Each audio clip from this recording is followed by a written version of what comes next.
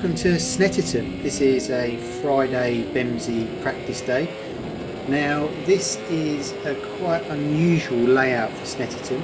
Snetterton was remodelled a few years ago to feature an infield section which was called the Snetterton 300, but this layout track is actually called the Snetterton 200, and as you'll see here on turn 2, the track does a hairpin and then it goes immediately left to join the old Revit straight, which is now called the Bentley straight.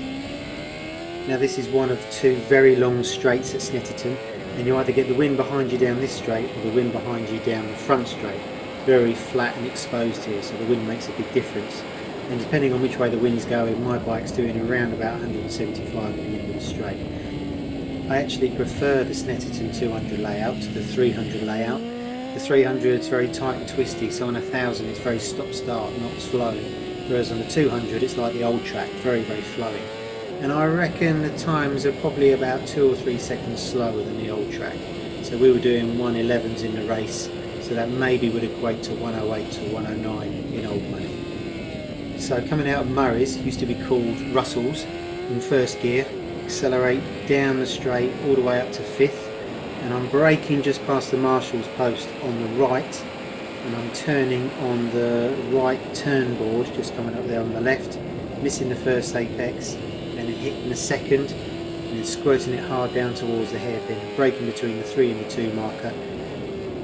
It's easy to outbrake yourself here, as I did in one of the races and ran completely off the track. So it's first gear through here, first gear through there, and pin it down the straight. It's nice to keep it in first because the bike doesn't wheelie quite as much.